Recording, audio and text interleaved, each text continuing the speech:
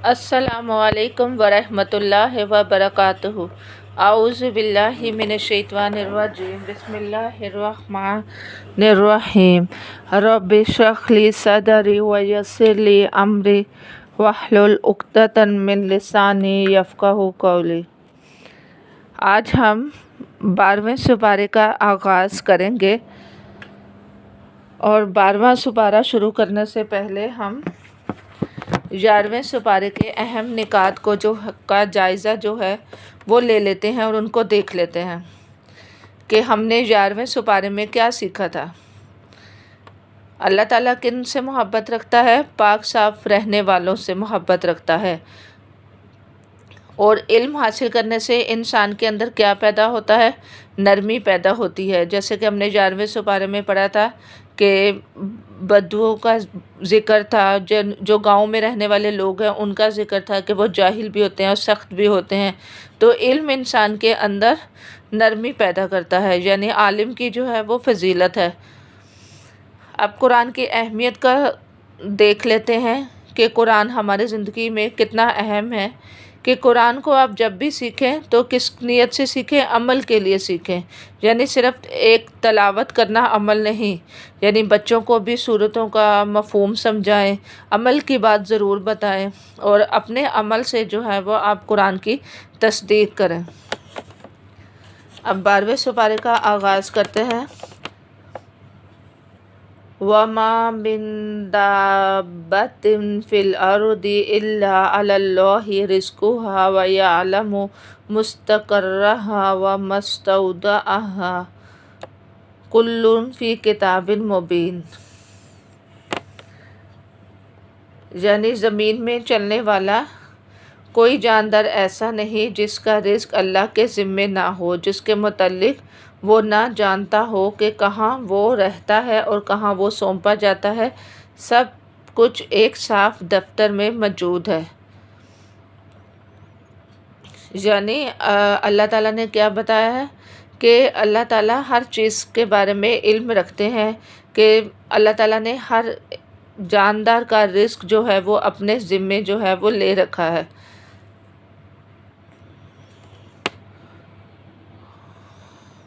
وَهُوَ الَّذِي خَلَقَ السَّمَاوَاتِ وَالْأَرْضَ فِي سِتَّةِ أَيَّامٍ وَكَانَ عَرْشُهُ عَلَى الْمَاءِ لِيَبْلُوَكُمْ أَيُّكُمْ أَحْسَنُ عَمَلًا وَلَئِنْ قُلْتَ إِنَّكُمْ مَبْعُوثُونَ مِنْ بَعْدِ الْمَوْتِ لَيَقُولَنَّ الَّذِينَ كَفَرُوا إِنْ هَذَا إِلَّا سِحْرٌ مُبِينٌ۔ وہی ہے جس نے آسمان اور زمین کو 6 دنوں میں پیدا کیا، جبکہ اس سے پہلے اس کا عرش پانی پر تھا، تاکہ تم کو آزما کر دیکھے۔ یعنی اللہ تعالیٰ نے زمین جو ہے وہ بنائی، اور سارے جاندار جو ہیں وہ کس کی تخلیق ہے؟ اللہ تعالیٰ کی تخلیق ہے۔ اس کے رزق کا انتظام کس نے کیا؟ اللہ تعالیٰ نے کیا۔ تو ہر انسان کا رزق جو ہے وہ مقرر ہو چکا ہے، اور رزق بھی، انسان کی موت بھی، اور اس کی تخلیق، ہر چیز طے پا چکی ہے۔ یہ اللہ کا فضل ہے کہ اس نے اپنے بندوں کی ضروریات کا سامان پیدا کیا ہے۔ اور قرارگاہ، جو یہاں پہ جو قرارگاہ ہے، مستقرہ کہ کہاں وہ سونپا جاتا ہے، تو اس سے مراد ایک ماں کا رحم بھی ہے اور سپردگاہ قبر بھی ہے، یعنی یہ بھی انسان سے چھپی ہوئی ہے۔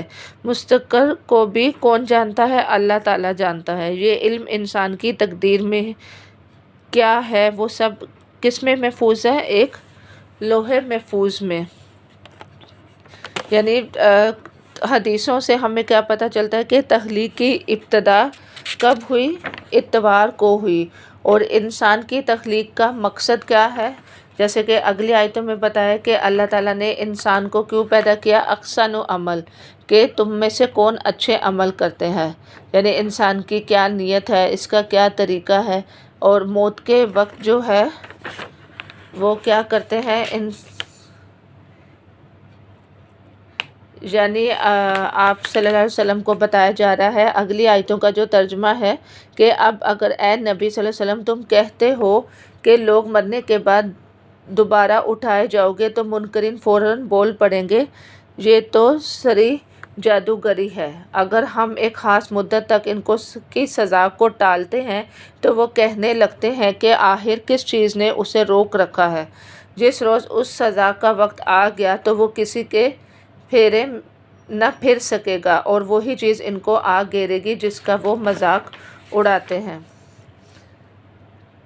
یعنی یہاں پر کس کا طرز عمل بتایا جا رہا ہے کہ کافروں کا طرز عمل بتایا جا رہا ہے کہ وہ کہہ رہے ہیں کہ ہم مرنے کے بعد جو ہیں وہ نہیں اٹھائے جائیں گے، یہ ایک جادوگر ہے۔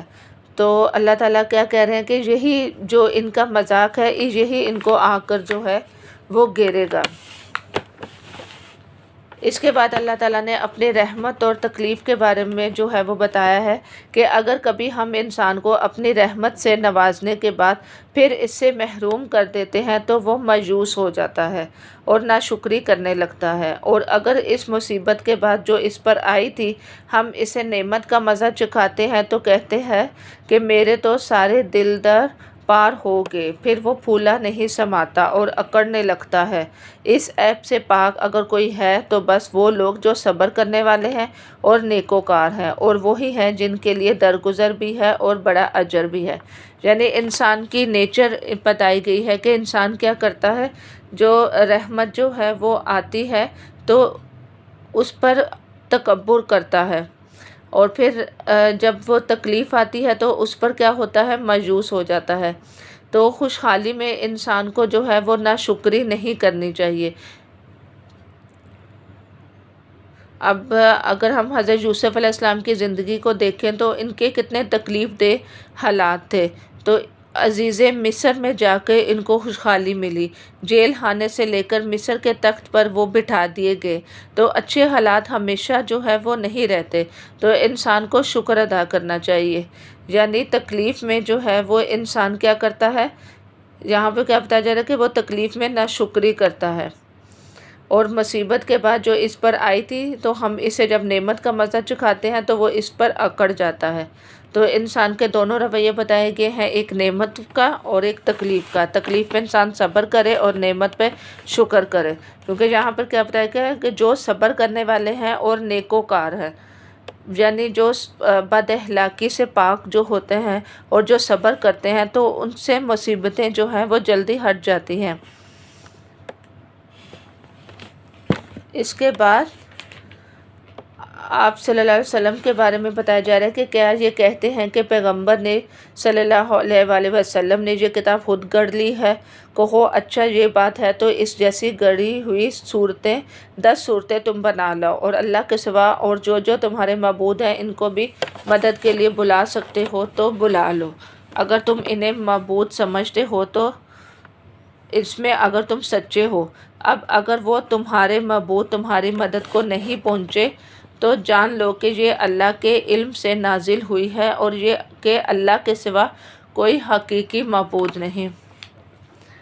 یعنی نبی کریم صلی اللہ علیہ وآلہ وسلم پر جب وحی نازل ہوتی تھی تو ان پر گھبراہٹ طاری ہو جاتی تھی، تو اللہ ان کو یہ مقام یاد دلا رہے کہ اس مقام پر اپنا کام جو ہے وہ تم کیا کرو، کرتے چلے جاؤ۔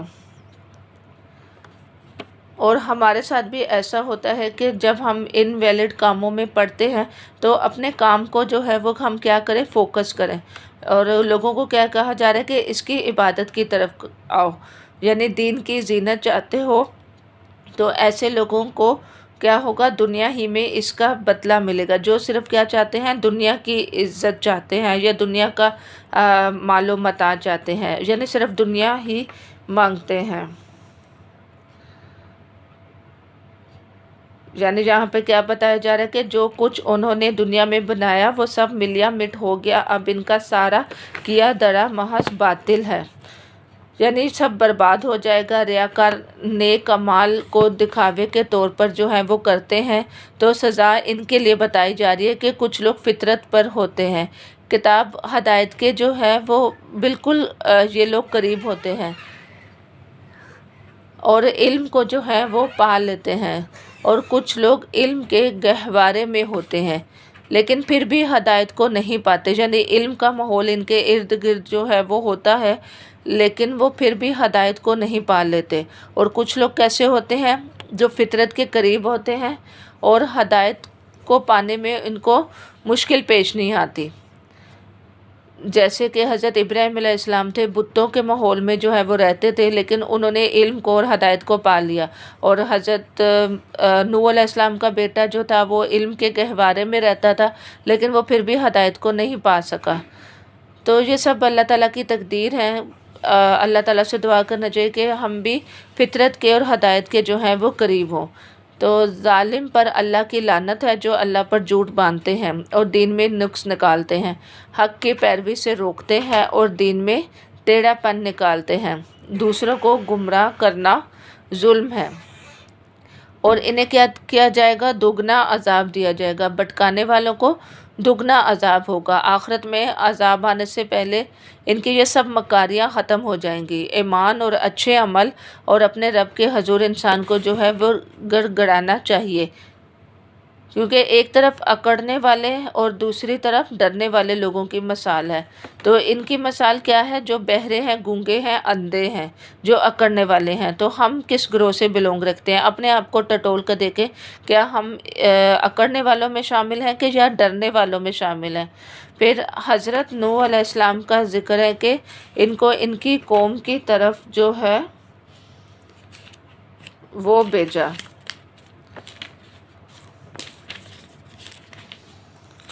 تو انہوں نے کیا کہا؟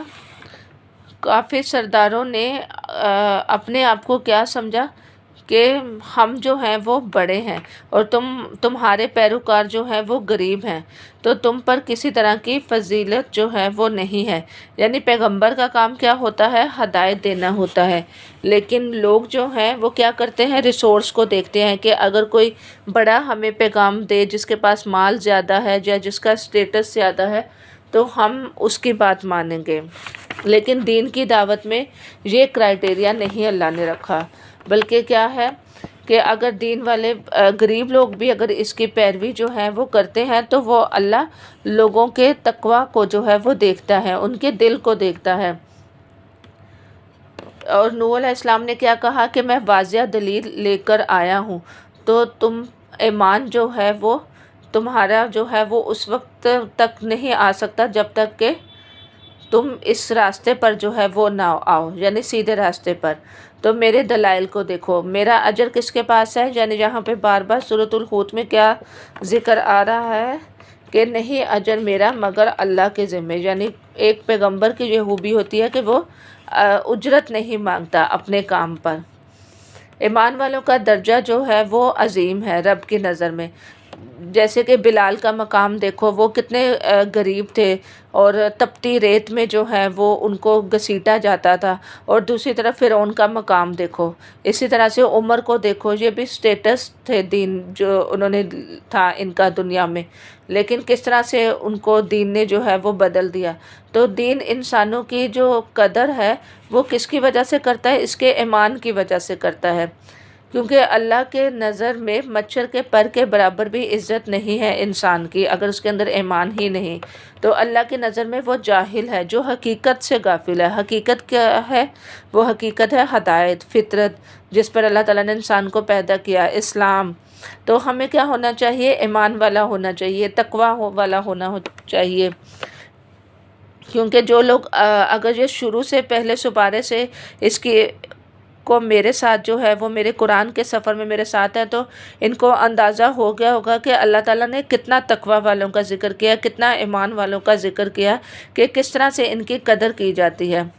تو دین کی آپ ترقی کو دیکھو، کیونکہ جو نبی ہوتے ہیں وہ کوئی فرشتے نہیں ہوتے اور ان کا مقصد صرف دنیا نہیں ہوتا، تو مادی اور کمزوری سہارے جو ہے وہ انسان کو نہیں لینے چاہیے، کیونکہ اگر انسان صرف ایک ظاہریت پر ہی رہے اور اپنے سٹیٹس کو ہی دیکھتا رہے، اس کو ہی بڑھاتا رہے، تو یہ اس کی عزت کی دلیل نہیں۔ اس کی عزت کی دلیل کس پر ہے؟ اس کے تقوی ہونے پر، اس کا ایمان والا ہونے پر۔ تو انسان کو ہمیشہ اپنے رب کی نظر پر سچا ہونا چاہیے۔ پھر نوح علیہ السلام کو اس کی قوم نے کیا کہا کہ دھمکی دی کہ وہ عذاب جو ہے وہ لے آؤ جس کے بارے میں تم جو ہے وہ جلدی مچا رہے ہو۔ تو پھر کیا ہوا کہ جہالت کی وجہ سے غلط گمان جو ہے وہ انسان کو نہیں رکھنا چاہیے، یعنی کافر کہتے ہیں کہ یہ قرآن اس نے خود گڑھ لیا ہے، تو نوح کی طرف بھی وہی جو ہے اب کوئی اور ایمان نہیں لائے گا یہ آئی تھی کہ یہ جتنے بھی ظالم لوگ ہیں جو اس بات کی جلدی مچا رہے ہیں کہ عذاب لے آؤ، سب ڈوبنے والے ہیں، کیونکہ ان کا کیا تھا طرز عمل کہ انہوں نے پیغمبروں کا جو ہے وہ مذاق اڑایا تھا، اور جب وہ کشتی بنا رہے تھے تو تب بھی ان کا مذاق اڑا رہے تھے، تو نبوت اور بڑائی میں بھی آگے جو ہیں یہ لوگ کیا کرتے تھے، بڑھ گئے تھے۔ تو انبیاء پر جو ہیں وہ زیادہ آزمائشیں آتی ہیں، یعنی نبیوں پر، تو ہمیں بھی چاہیے کہ لوگوں کی طرف سے آنے والی آزمائش پر صبر کریں، خیر جو لوگوں سے ملے تو یا نہ ملے، لیکن انسان کو اپنا اصلاح کا کام جو ہے وہ کرتا رہنا چاہیے، لوگوں سے صلے کی توقع جو ہے وہ نہیں رکھنی چاہیے۔ جیسے کہ ابو سفیان جو ہے وہ فتح مکہ میں جو ہے وہ مسلمان ہو گیا تھا، یعنی طویل صبر کے نتیجے میں ہی انسان کو کیا حاصل ہوتا ہے، کامیابی حاصل ہوتی ہے۔ تو انسان کو کیا کرنا چاہیے، وقتی طور پر لوگوں کے مذاق کو اگنور کر دینا چاہیے۔ پھر اللہ تعالیٰ کیا فرماتے ہیں کہ جب وہ عذاب کا حکم آ پہنچا تو تندور جو تھا وہاں سے پانی جو ہے وہ اگلنا شروع ہوا سب سے پہلے، اور حدیث میں بھی آتا ہے کہ صرف 80 لوگ جو تھے، 80 لوگ جو تھے وہ ایمان لائے تھے، اور حضرت نوح علیہ السلام نے 950 سال تبلیغ کی تھی۔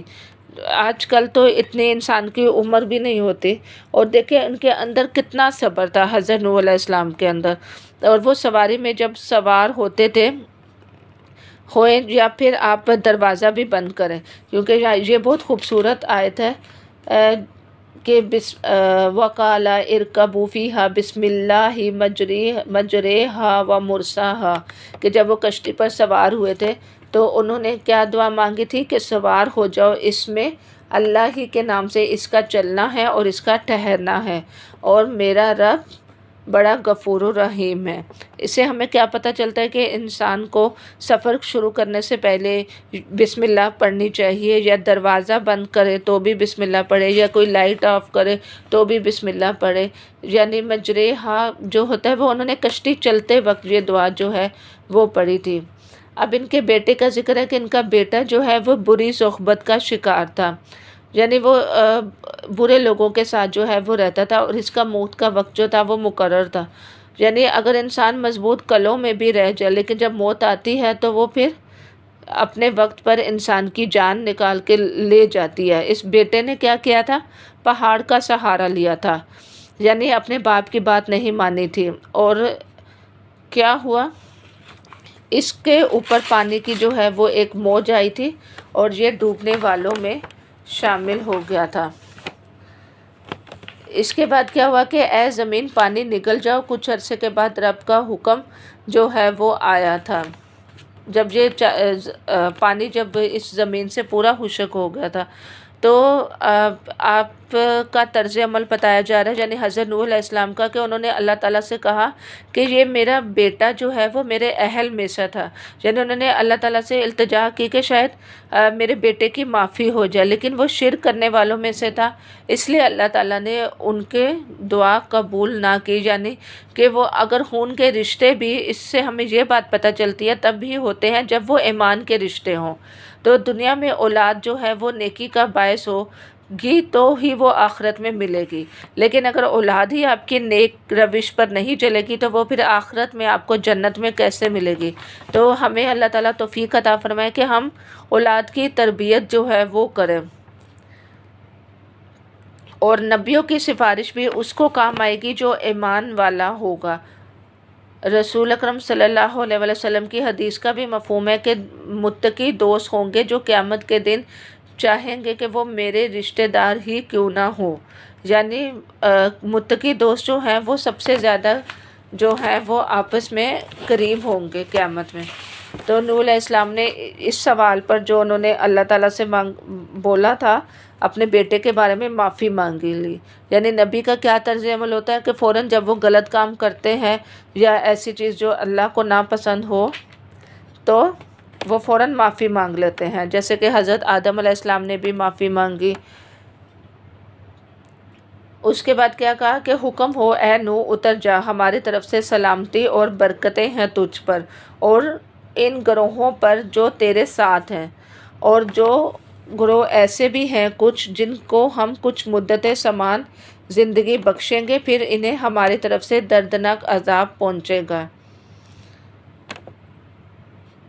یعنی یہ بتایا جا رہا ہے کہ جب حضرت نوح علیہ السلام کا قوم پر عذاب جو ہے وہ ختم ہوا تھا تو ان پر سلامتی اور برکتیں تھیں، اور اللہ تعالیٰ نے ان کو بتا دیا تھا کہ کچھ گروہ ایسے آئیں گے جن پر عذاب ہوگا اور کچھ ایسے ہوں گے جن کو بخشش کر دی جائے گی۔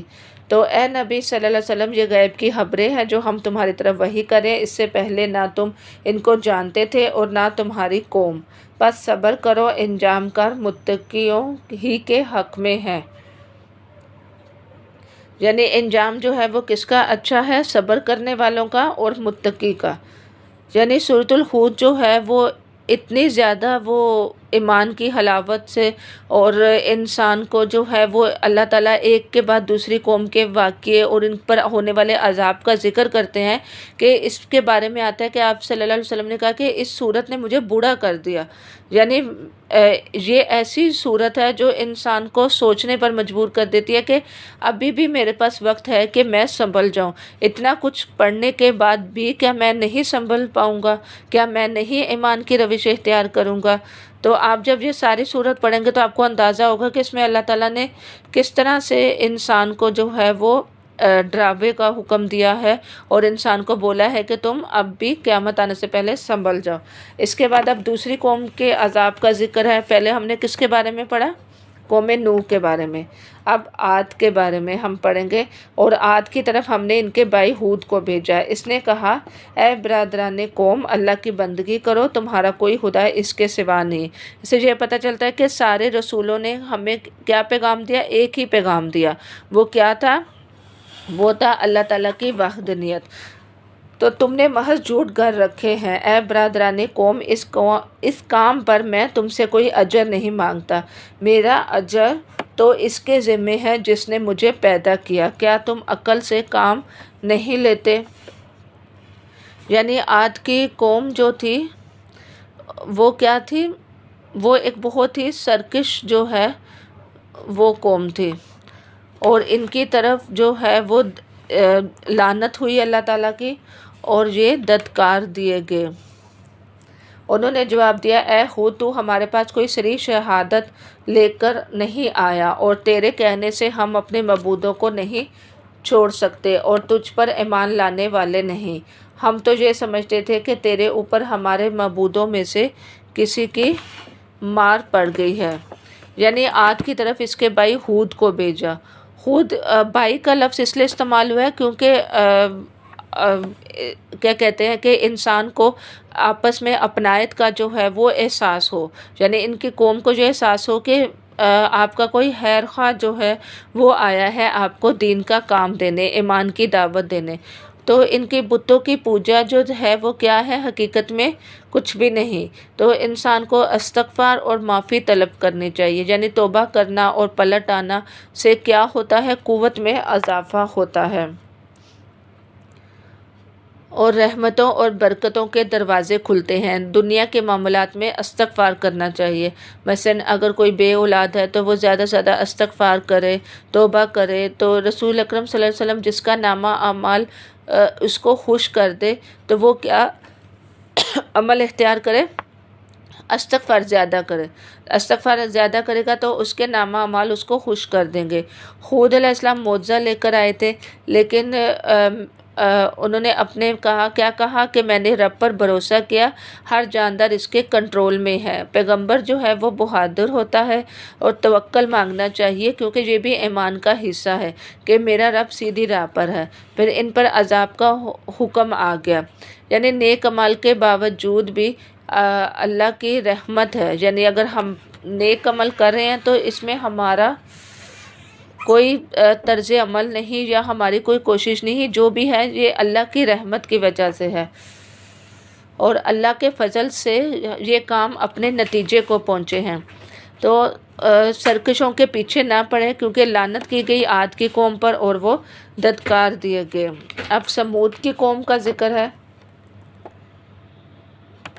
کہ سمود کی طرف ہم نے ان کے بھائی صالحہ کو بھیجا، یعنی پہلے اللہ تعالیٰ نے حضرت نوح علیہ السلام کی قوم اور ان کے عذاب کا ذکر کیا، پھر حضرت ہود علیہ السلام کی قوم کا، اب سمود کی قوم کا۔ تو اے میری قوم کے لوگوں، اللہ کی بندگی اختیار کرو، اس کے سوا کوئی اللہ نہیں ہے، وہی ہے جس نے تم کو زمین سے پیدا کیا، یہاں تم کو بسایا ہے، لہٰذا اس سے معافی چاہو اور اس کی طرف پلٹ آؤ، یقیناً میرا رب قریب ہے اور وہ دعاؤں کا جواب دینے والا ہے۔ یعنی سمود کی طرف صالحہ کو بھیجا اور اس نے بھی یہی پیغام دیا، یعنی تمام رسولوں کا مقصد کیا تھا؟ ایک ہی تھا، اللہ کی عبادت کرو۔ اور قریب المجیب، یعنی اللہ تعالیٰ انسان کے جو ہے وہ قریب ہوتا ہے۔ یہاں پر آ رہا ہے کہ یقیناً میرا رب قریب ہے، یہ کس نے کہا تھا؟ حضرت صالحہ علیہ السلام نے کہا تھا، اور دعاؤں کا جواب دینے والا ہے۔ یعنی اللہ تعالیٰ سے محبت کا طریقہ ہے نا کہ کس طرح سے وہ اپنی قوم کو بتا رہے کہ میرا رب تو وہ ہے جو میرے قریب ہے، جو میری دعاؤں کا جواب دیتا ہے۔ تو ہمیں بھی یہ والی فیلنگس جو ہے وہ اللہ تعالیٰ کے ساتھ جو ہے وہ شیئر کرتے رہنا چاہیے کہ میرا رب تو قریب ہے، وہ تو مجھے دیتا ہے۔ انسان کو مایوس نہیں ہونا چاہیے، اللہ کے نام کے ساتھ ہم اپنے رب کو پکاریں، اور رات کے آخری حصے میں جو نماز پڑھیں، جو جیسے تہجد کی جو ہے وہ فضیلت ہے۔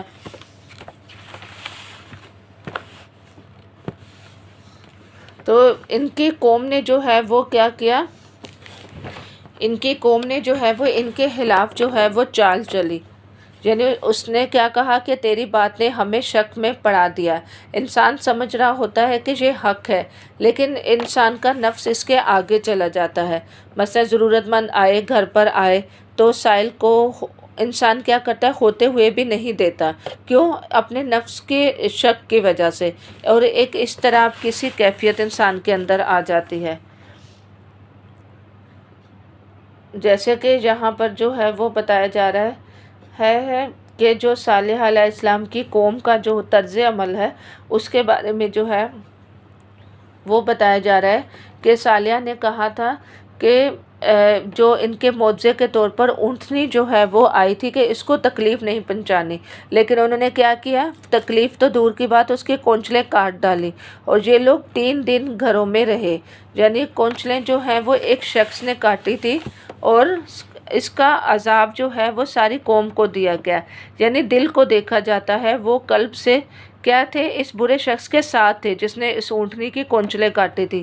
تو ایک بندے کے غلط کام جو ہے وہ سب نے اس کی تائید کی، یعنی جس نے اونٹنی کی کونچلیں کاٹی تھی تو اس کی قوم نے بھی اس کا ساتھ دیا، اس وجہ سے سب عذاب کے جو ہیں وہ مستحق ہوئے۔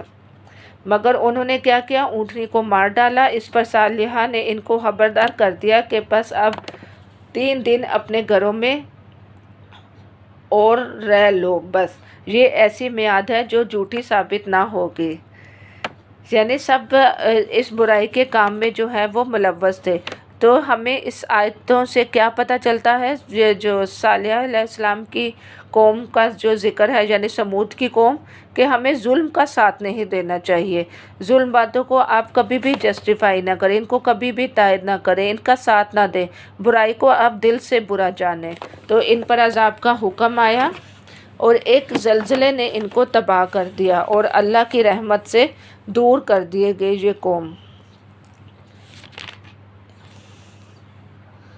اس کے بعد حضرت ابراہیم علیہ السلام کا ذکر ہے کہ اور دیکھو ابراہیم کے پاس ہمارے فرشتے خوشخبری لیے ہوئے پہنچے اور کہا تم پر سلام ہو۔ ابراہیم نے جواب دیا تم پر بھی سلام ہو۔ پھر کچھ دیر نہ گزری کہ ابراہیم ایک بنا ہوا بچڑا ان کی ضیافت کے لیے لے آیا، مگر جب دیکھا کہ ان کے ہاتھ کھانے پر نہیں بڑھے تو وہ ان سے مشتبہ ہو گیا۔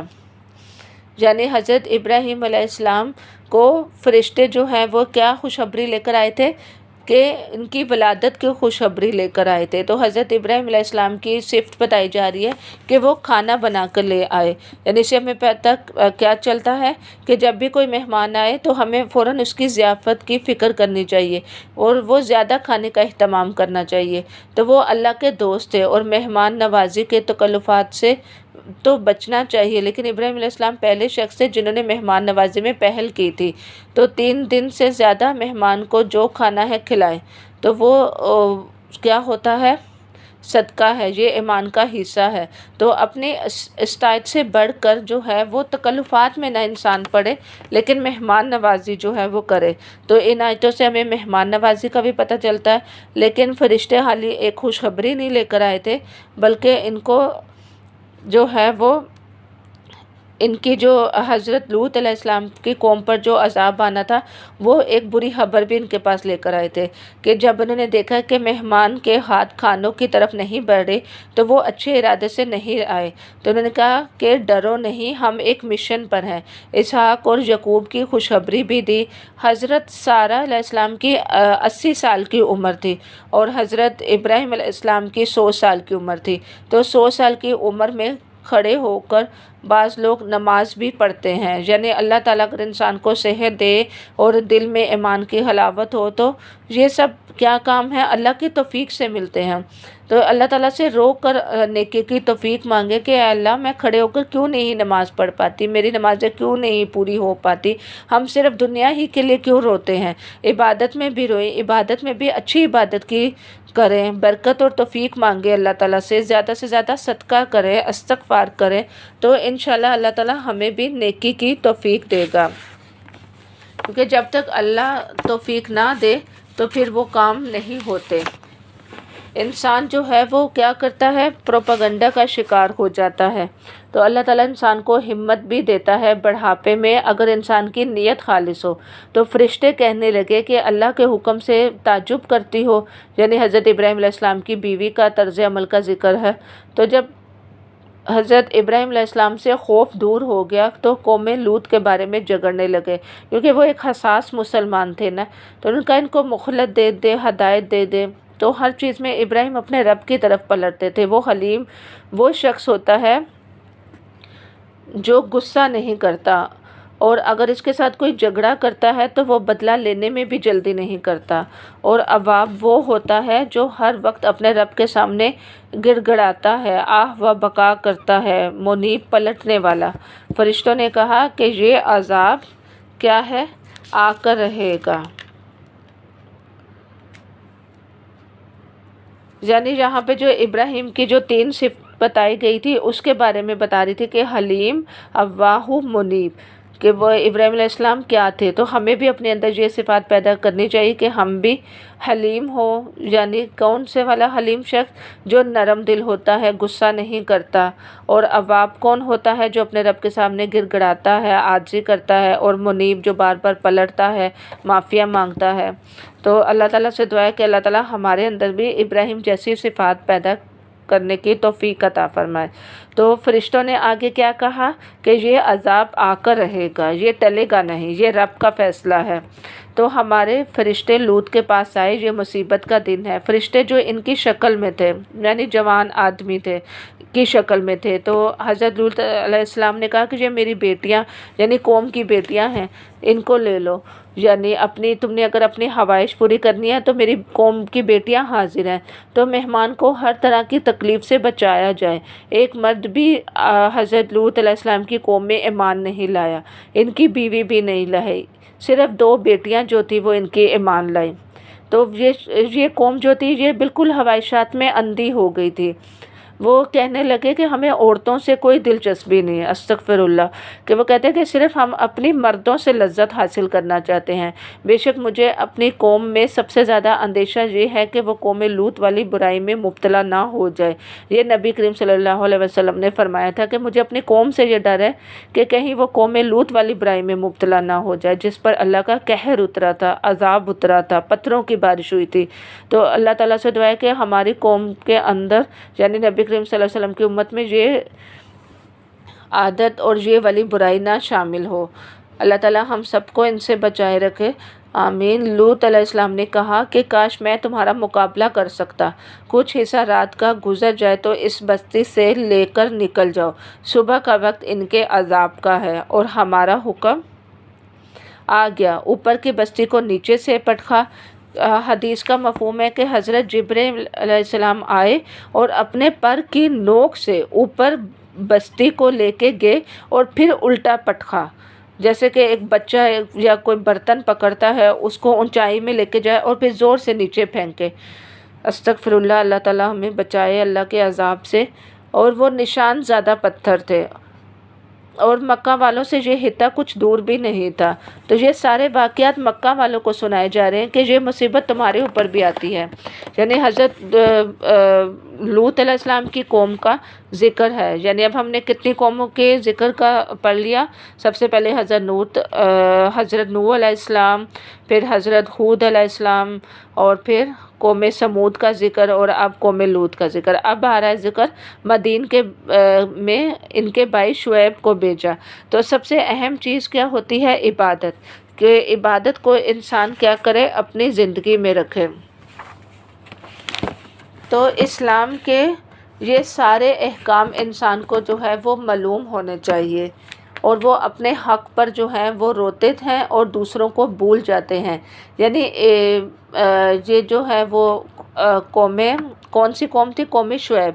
تو اس کا ذکر کیا جا رہا ہے کہ ان کی کیا برائیاں تھیں، کہ عبادت کے حکم کے علاوہ اس کو کیا قوم شعیب نے حکم دیا کہ ناپ تول میں کمی نہ کرو۔ فساد جو ہے وہ کس سے پھیلتا ہے؟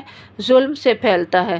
یعنی انسان کو جوابی انتقامی جو ہے وہ نہیں کرنی چاہیے، اس سے کیا ہوتا ہے؟ ظلم پیدا ہوتا ہے۔ تو اللہ تعالیٰ کہتے ہیں کہ اس کا مال جو ہے وہ بابرکت ہوگا، جو مال تم نے جو ہے وہ چھوڑ دیا۔ یعنی جو مال تم نے صدقہ میں دے دیا وہی مال تمہارے لیے نجات کا ذریعہ بنے گا۔ تو ابن آدم جو ہے وہ مال کی قلت سے پریشان ہو جاتا ہے۔ اب حدیث میں آتا ہے کہ جو غریب لوگ ہیں وہ 500 سال پہلے جنت میں چلے جائیں گے، ان کا حساب کتاب ہم سے پہلے کہیں ہو جائے گا۔ تو انسان کو جو ہے وہ اللہ تعالیٰ مال کی محبت سے نکال کر صدقہ و خیرات اور انفاق فی سبیل اللہ کی طرف راغب کریں کہ اے شعیب، نماز تمہیں یہ سکھاتی ہے کہ تم جو ہو وہ کیا ہو، کہ ہمیں جو ہے وہ اس سے دور کر دو۔ یعنی ان کو حضرت شعیب علیہ السلام کو دیکھو، ان کی قوم کس کا طعنہ دے رہی ہے؟ کہ نماز کا طعنہ دے رہی ہے کہ تمہاری نماز تمہیں یہ سکھاتی ہے۔ تو دیکھیں ان کے قوم کی جہالت کی جو ہے وہ انتہا جو ہے وہ دیکھیں۔ اور اللہ تعالیٰ جو ہے وہ کیا کرتا ہے کہ میں تمہارے پیچھے کیوں چلوں؟ یعنی حضرت شعیب علیہ السلام کہتے ہیں کہ میرے رب کی طرف سے مجھے واضح دلیل مل چکی ہے، تو میں تمہارے پیچھے کیوں چلوں؟ پیغمبر جو ہے وہ اصلاح کے لیے آتے ہیں۔ کوشش تو انسان کو کرنی ہے، لیکن توفیق جو ہے وہ انسان کو کس سے ملتی ہے؟ رب کی طرف سے ملتی ہے۔ انسان کو رب پہ بھروسہ ہونا چاہیے، کیونکہ تبلیغ کا اچھا طریقہ جو ہے وہ یہ ہوتا ہے کہ قصہ سنا کر لوگوں کو عبرت دیں۔ یعنی برے انجام کے ڈر سے برائی انسان جو ہے وہ چھوڑ دے۔ حق چاہے تھوڑا ہی ہو لیکن وہ جم جاتا ہے۔ تو شعیب اپنی قوم کو استغفار کی دعوت بھی دیتے ہیں۔ دین کی سمجھ کے لیے دل کے دروازے کھولنا ضروری ہے۔ جب تک آپ کے دل کے دروازے نہیں کھلیں گے آپ کے اندر دین کی سمجھ نہیں پیدا ہوگی۔ تو ان کو کیا تھا؟ برادری کا ڈر تھا، اللہ کا ڈر نہیں تھا۔ تو جب ہمیں بھی ایسا ہی ہوتا ہے نا کہ ہمیں اپنے اسٹیٹس کی فکر ہوتی ہے اور اللہ کے دین کی فکر نہیں ہوتی۔ اور تو یہ شعیب کی قوم کا بھی یہی طرز عمل تھا، لیکن اللہ تعالیٰ نے ان پر عذاب نازل کیا اور اہل ایمان کو بچا لیا گیا۔ یعنی ایک چنگار تھی، یعنی چیخ تھی جس سے یہ قوم ہلاک کر دی گئی۔ استغفر اللہ۔ یعنی یہ دیکھیں کہ انسان کتنا کمزور ہے۔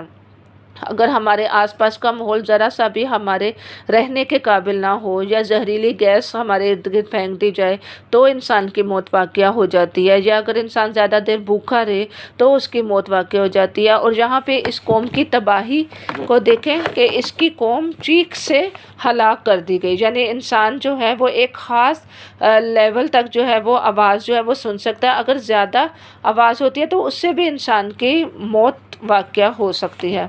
تو اللہ تعالیٰ سے دعا ہے کہ اللہ تعالیٰ ہمیں اپنے رحمت کے سائے میں ہی زندہ رہنے کی توفیق دے، تاکہ ہم زیادہ سے زیادہ اپنے اندر ایمان تقویٰ کی صفت کو پیدا کریں اور اپنے نفس کا تزکیہ کریں، اور ہمارے اندر بھی نفس مطمئنہ کی صفت پیدا ہو۔ اس کے بعد موسیٰ علیہ السلام کا ذکر ہے کہ موسیٰ کو درباریوں کی طرف بھیجا، پھر ان کی پیروی کی۔ تو دنیا میں جس کو فالو کرے گا تو انسان آخرت میں جو ہے وہ اسی کے ساتھ اٹھایا جائے گا۔ تو جو آخرت کے عذاب سے ڈرے تو اس میں کیا ہے؟ نشان عبرت ہے۔ یعنی ہمیں دیکھنا چاہیے کہ ہماری دلچسپیاں اپنی دنیا میں کس کے ساتھ ہے؟ کیا ہم کفار کی اللہ نہ کرے یا پھر کرسچن کی پیروی تو نہیں کریں؟ کیا ہمارے سارے شوق اور دلچسپیاں ان کے ساتھ تو نہیں، یا ہندوؤں کے ساتھ تو نہیں، یا ہم اپنی زندگی میں آپ صلی اللہ علیہ وسلم کی سنت کو آگے رکھتے ہیں؟ تو پھر انسان کو سوچ لینا چاہیے کہ انسان قیامت والے دن اسی کے ساتھ اٹھایا جائے گا جس کے ساتھ اس کی دلچسپیاں ہوں گی۔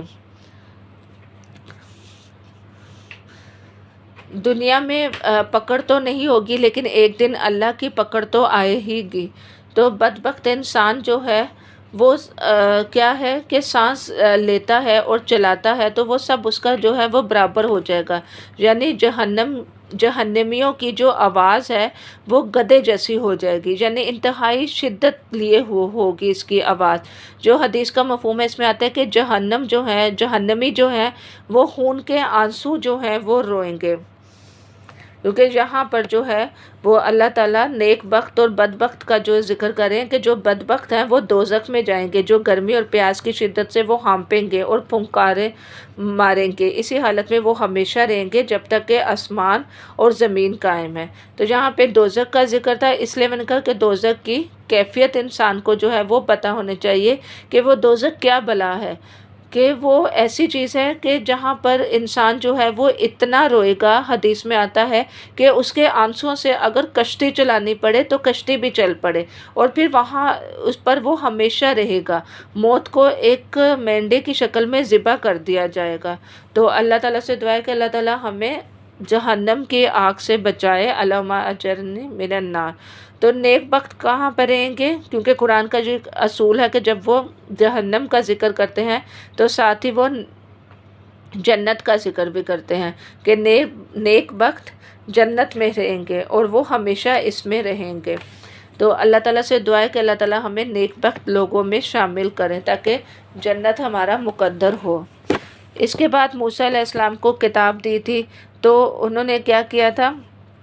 اس کا ذکر ہے کہ وہ انسان کو جو ہے وہ صبر کرتے رہنا چاہیے اور مشکلات سے جو ہے وہ نہیں گھبرانا چاہیے، کیونکہ ہر قوم کے اندر ایسے لوگ جو ہے وہ ہونے چاہیے جو خیر کا کام کریں اور بستی کو ناحق قتل نہیں کرتے جب ایک دوسرے کو خیر کا کام دیتے رہیں۔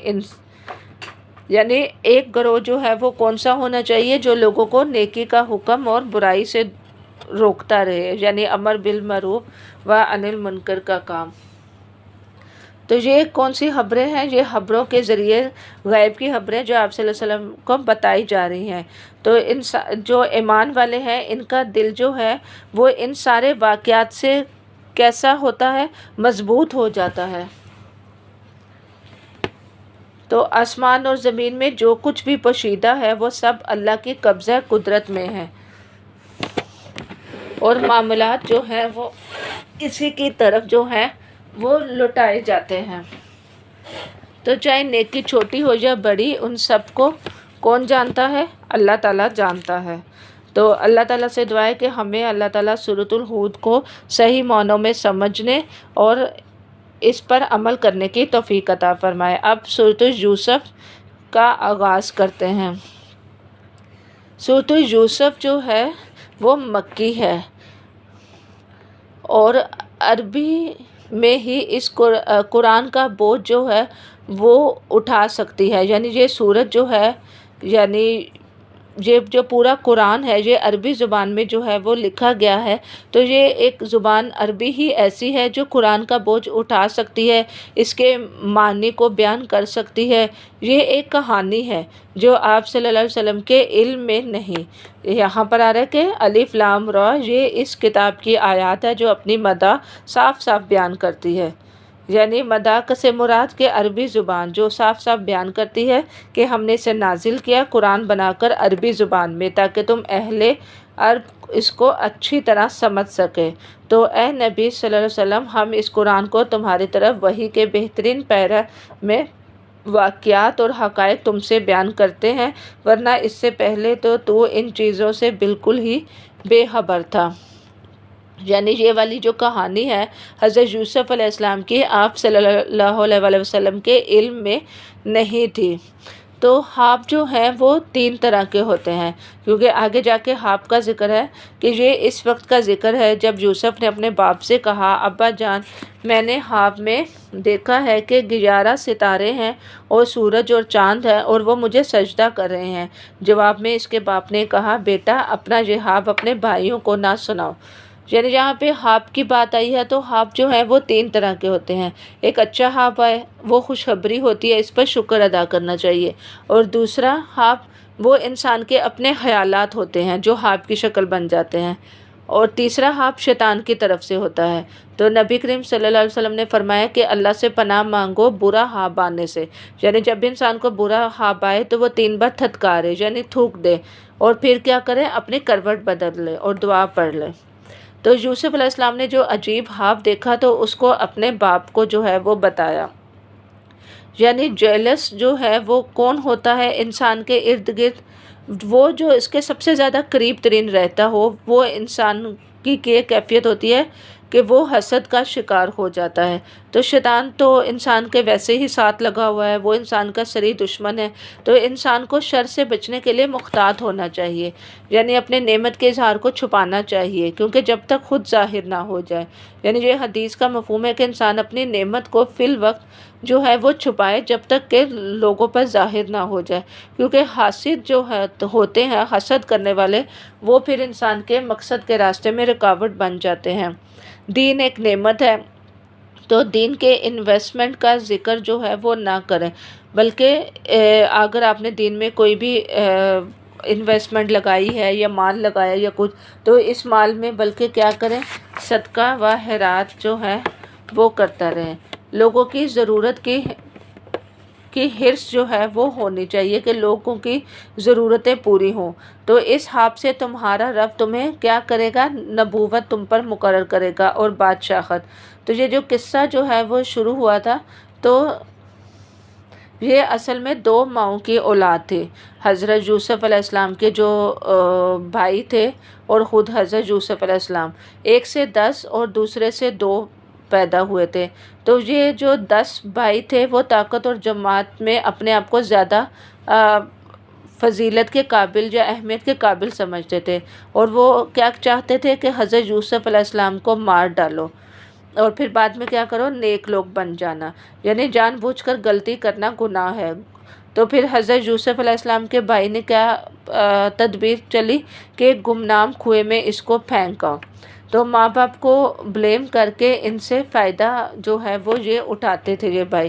تو یوسف سے بے خبر نہ ہو جاؤ، اس کے باپ نے کہا کہ جب انہوں نے یہ پلاننگ کی کہ وہ حضرت یوسف علیہ السلام کو اپنے ساتھ لے کے جائیں گے، تو ان کے باپ نے کہا کہ تم اس سے بے خبر نہ ہو جانا۔ لیکن اس نے کیا کیا، ان کے بھائیوں نے یوسف کو گمنام کنویں میں ڈال دیا اور یوسف کو تسلی دی کہ ایک وقت میں تم ان کو معاف کر دو گے اور یہ تمہارے پاس آئیں گے۔ تو یوسف کی قمیص پر انہوں نے جھوٹ موٹ کا خون بھی لگا دیا۔ تو ایک دوسرے کے خلاف جو ہے وہ کیا ہوئے، یہ دونوں بھائی جو تھے، ایک طرف جو 10 بھائی تھے اور دوسرے ایک دوسرے کے خلاف ہو گئے۔ تو اللہ تعالیٰ نے ہمیں جو ہے وہ یہاں پر کیا سکھا رہے ہیں کہ انسان کو جو ہے وہ بچے کی غلطیوں پر پردہ ڈال دینا چاہیے، اور صبر جمیل کا جو ہے وہ ذکر ہے کہ حضرت یعقوب علیہ السلام نے کیا کہا کہ میں صبر جمیل جو ہے وہ مانگتا ہوں، تو کبھی بھی اپنی مصیبت کا ذکر نہ کریں۔ یعقوب نے خدشے کا تو اظہار کیا تھا، تو اسی خدشے کو بہانہ بنا دیا، تو تفتیش بھی نہیں انہوں نے کی۔ حضرت یوسف علیہ السلام کا طرز عمل دیکھیں، کوئی مار کٹائی بھی نہیں کی اپنے بیٹوں کی، بس صبر جمیل بولا اولاد کی غلطیوں میں۔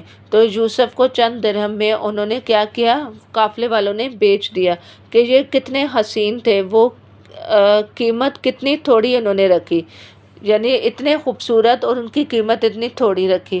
تو یوسف کو مصر کے بادشاہ نے رکھ لیا غلام کے طور پر، یعنی اب ان کو مصر کی سرزمین میں قدم جمانے کا موقع مل گیا۔ یعنی تجربات جو ہیں وہ انسان کو میچور کر دیتے ہیں۔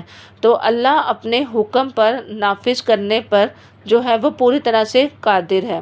پھر عورت کا ذکر ہے کہ عورت نے حضرت یوسف علیہ السلام کو ورگلایا اور دروازے بند کر دیے اور برائی کی دعوت دی۔ تو حضرت یوسف علیہ السلام نے کیا کہا کہ میرے رب نے تو مجھے بہت اچھا ٹھکانہ دیا ہے، اور عورتوں کا فتنہ جو ہے وہ زیادہ ہے، مردوں کو وہ برائی کی طرف دعوت دیتی ہے اپنے لباس سے، اپنے طرز عمل سے۔ تو اللہ کی توفیق سے ہی انسان جو ہے وہ بچ سکتا ہے۔ تو مخلص بندے جو ہے وہ اخلاص کی وجہ سے شیطان کے قابو آنے سے بچ جاتے ہیں۔ تو عورت نے کیا کیا، قمیص پھاڑ دی پیچھے سے، یعنی معصوم لڑکیاں جو ہوتی ہیں وہ کیا کرتی ہیں، مردوں میں جو ہے وہ پھنس جاتی ہیں، ایک وقتی حرص کے ان کو جو ہے وہ مطلوب ہوتی ہے۔ تو عورت کا اپنے رب پر بھروسہ اتنا طاقتور ہونا چاہیے کہ وہ ان بھیڑیوں کے آگے اپنے آپ کو کیوں پیش کرے۔ اس کا تو زندگی کا مقصد نیک عمل کرنا ہے، یہ تو نہیں کہ وہ فحاشی پھیلائے یا پھر اپنے آپ کو ان کے آگے پیش کر دے اور اپنی خوبصورتی کا چرچا کرے کہ اپنے زندگی کے مقصد کو ہی چھوڑ دے۔ تو یوسف کی قمیض آگے سے پھٹی ہے تو عورت سچی ہے، لیکن اگر پیچھے سے پھٹی ہے تو عورت کا فتنہ بہت خطرناک ہے۔ تو یہ چالیں جو تھی یہ خطرناک چالیں تھیں۔ تو عزیز مصر نے کہا کہ یہ شہر کی عورتوں میں جو ہے وہ کیا ہونے لگا، چرچا ہونے لگا کہ یہ تو اپنے غلام کو ورگلاتی ہے اور یہ گمراہی میں مبتلا اس کو دیکھ رہے ہیں۔ زلیخا نے جو ہے وہ کیا کیا، اس کے جواب میں ایک ضیافت تیار کی اور ہر عورت کو جو ہے وہ اس نے ایک ایک چھری جو ہے وہ رکھ دی پلیٹ میں فروٹ کے ساتھ۔ تو جب حضرت یوسف علیہ السلام ان کے سامنے آئے تو عورتوں نے اپنے ہاتھ کاٹ ڈالے کہ یہ تو فرشتہ ہے، یہ ہے وہ شخص جس کے بارے میں تم مجھے کیا کرتے تھے، یعنی وہاں کی عورتیں ملامت کرتے تھے۔ تو میں نے اس کو بلایا مگر وہ میرے ہاتھ نہیں آیا، اگر میری بات نہ مانی تو میں کیا کروں گی، یہ قید خانے میں جو ہے وہ جائے گا۔ ہمیشہ منہ سے انسان کو اچھے الفاظ جو ہے وہ نکالنے چاہیے کہ حضرت یوسف علیہ السلام نے کیا کہا کہ مجھے جیل ہی پسند ہے، کہیں ایسا نہ ہو کہ میں عورت کے فتنے میں پڑ کے جاہلوں میں شمار ہو جاؤں۔ تو انسان کو اپنا دل جمع رہنا چاہیے، عطائیت میں رکھنا چاہیے اپنے رب کے لیے، اور مجھے ماحول جو ہے وہ اثر نہیں کرتا، اللہ کی توفیق سے ہی انسان بچتا ہے۔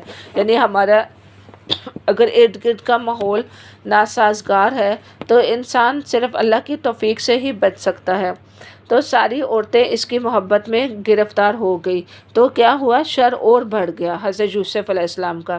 یعنی یہ ایک ایسا قصہ ہے جو قرآن نے ایک ہی بار پورا اتار دیا ہے اس میں سورۃ یوسف میں، تاکہ ایک کہانی کی شکل میں آپ صلی اللہ علیہ وسلم کو بتایا جا رہا ہے، اور اس کے ذریعے سے ہمیں تبلیغ کے اصول اور اپنی زندگی میں گزارنے کے عمل جو ہیں وہ سکھائے جا رہے ہیں کہ علم کی نسبت انسان کو کس کی طرف ہونے چاہیے، اللہ کی طرف سے۔ یعنی انسان جب نصیحت کرے، یعنی تبلیغ کے یہاں پہ بہت اچھے اصول حضرت یوسف علیہ السلام سے ملتے ہیں کہ وہ بہت محدود حد تک جو ہے وہ نصیحت کرتے تھے، اور ان کا اللہ پر جو ہے وہ ٹرسٹ تھا۔ یعنی جیسے کہ انہوں نے جیل کے ساتھیوں کو تبلیغ کرنے کا طریقہ جو ہے وہ ملتا ہے کہ کس طرح سے انہوں نے اللہ کی عظمت جو ہے وہ ان کے دل میں بٹھائی، پھر آپ کی تعبیر بتائی، تو پھر سفارش کرنے کا، جیل سے نکلنے کا اس کو بولا جو جیل کا اس کا ساتھی تھا، لیکن وہ بھول گیا، تو پھر 14 سال وہ قید میں رہے۔ ایک لمبی آزمائش تھی حضرت یوسف علیہ السلام کی۔ تو الزام کی وضاحت کے بعد وہ نکلے، کون، حضرت یوسف علیہ السلام۔ یعنی پہلے رب پر اور پھر بعد میں اسباب انسان کو ڈھونڈنی چاہیے۔ پھر 7 گائیں اور ان کے ہاپ کی تعبیر کا تذکرہ ہے جو ایک بادشاہ نے دیکھی تھی۔ تو اس پر قیدی کو جو ہے وہ حضرت یوسف علیہ السلام جو ہے وہ یاد آ گئے۔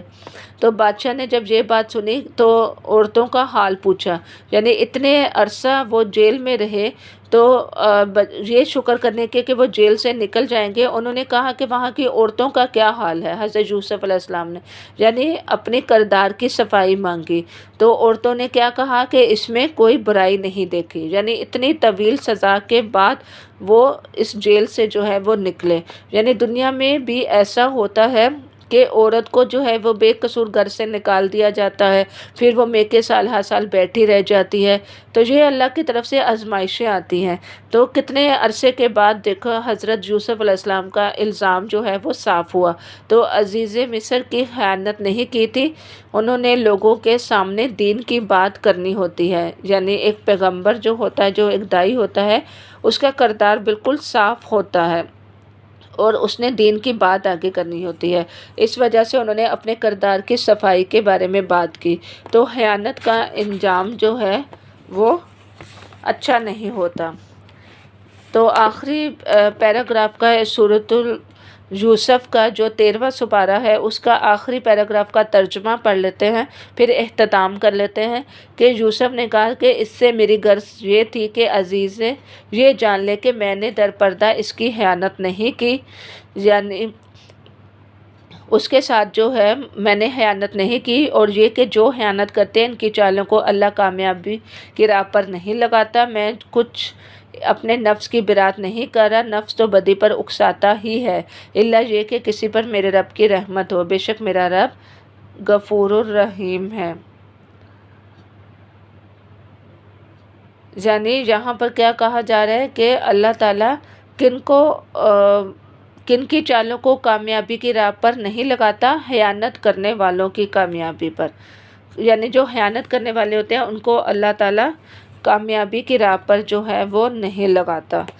تو انشاءاللہ کل 13ویں سپارے سے اس کہانی کا پورا تذکرہ جو ہے وہ پڑھیں گے اور اس میں اپنے لیے اصول نکالیں گے۔ اب ہمارا جو ہے وہ 12واں سپارہ اپنے اختتام کو پہنچا، اور اللہ تعالیٰ سے دعا ہے کہ اللہ تعالیٰ ہمیں اس قرآن کو پڑھنے اور اس پر عمل کرنے کی توفیق عطا فرمائے۔ وآخر دعوانا ان الحمد للہ رب العالمین۔ سبحانک اللہم و بحمدک، نشہد ان لا الہ الا اللہ، نستغفرک و نتوب الیک۔ السلام علیکم ورحمۃ اللہ وبرکاتہ۔